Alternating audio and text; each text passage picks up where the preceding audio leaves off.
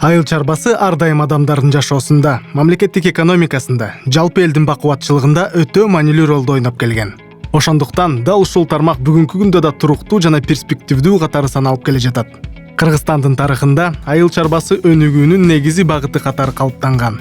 Кыргызстанда өстүрүлгөн азыктар жергиликтүү базарда гана эмес, чет өлкөлөрдө да жогору бааланат. Бул роликте агрономдордун жана фермерлердин кандай иштер менен алек болору жөнүндө айтып беребиз.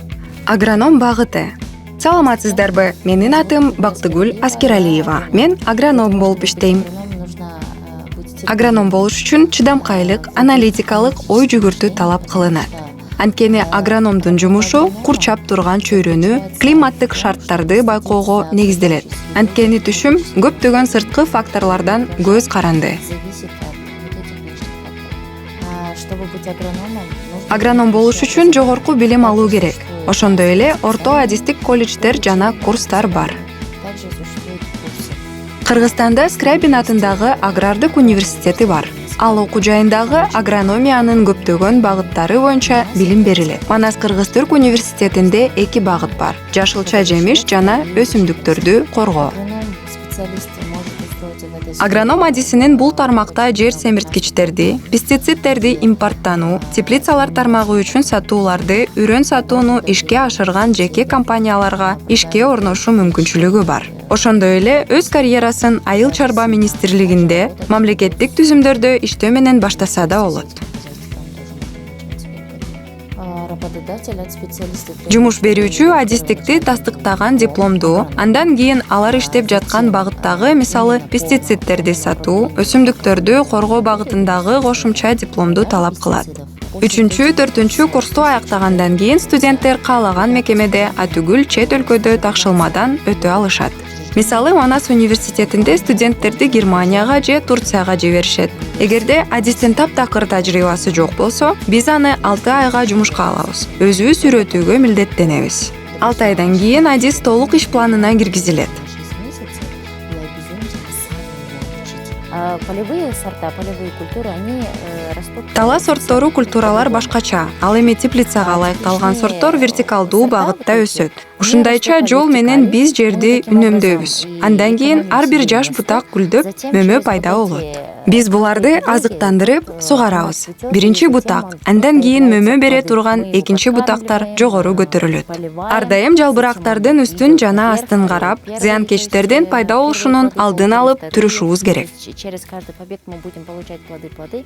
Начинающий агроном в частных компаниях. Жаңыдан ишке киришкен агроном жеке компанияларда 20-25 миң сом иштеп таба алат. Бир жылда тажрыйба топтогондон кийин эмгек акысы 30-35 миңге чейин жетет. Ал эми 5 жылдык эмгек стажы бар агрономдор 50-55 миң сомдун тегерегинде акча иштеп табышат. Жеке компанияларда негизги окладдан тышкары сатуулардан түшкөн пайыздар кошулат. Агроном тажрыйба топтогондон кийин өзү кызыккан багытты тандап, андан ары өсүүгө мүмкүндүк алат. Ал жеке ишкер, аналитик, илимий кызматкер болуп иштей алат. Башкача айтканда, тандай турган көп багыттар көп.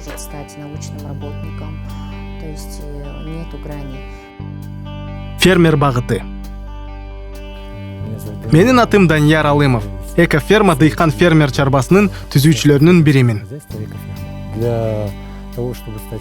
Фермер болуш үчүн табиятка, эмгекке, жаңы нерсе жаратууга ынтызарлыгың, сүйүүнүң болушу керек. Жалпысынан алганда, билим албастан деле баштаса болот. Бирок мунун кыйынчылыктары бар. Билим албай туруп иштесең, катачылыктарды жасайсың. Билимдин 2 деңгээли бар. Баштапкы билим, кесиптик лицейлердин деңгээли, жогорку окуу жайы. Бул агрардык университет. Бизде тилекке каршы ири фермердик чарбалар жок. Ошондуктан типтүү жумуш орундары, майда фермердик чарбалар же үйдүн жанындагы участоктор. Жумуш берүүчү үчүн, эгерде адистин окуу жайын бүтүргөндүгү жөнүндө тийиштүү документтери бар болсо, анын тажрыйбасы жана теориялык билими маанилүү.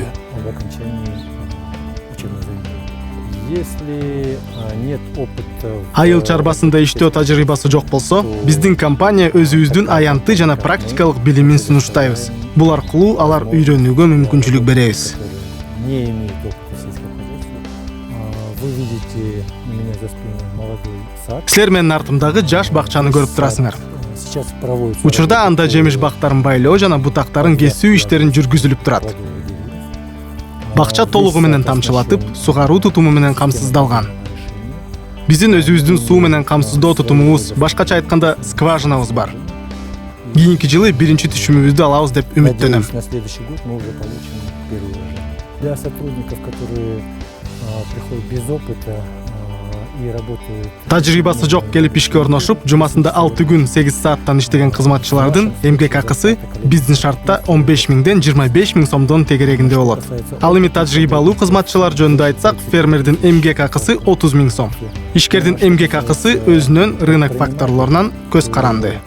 У такой категории здесь возможность зарабатывать зависит от рыночных факторов. Фермер өзүнүн жеке участогун иштетип, нан таап, өзү үй бүлөсүн бакса болот. Ошондой эле фермердик компанияга же кооперативге орношуп, жакшы акча таба алат.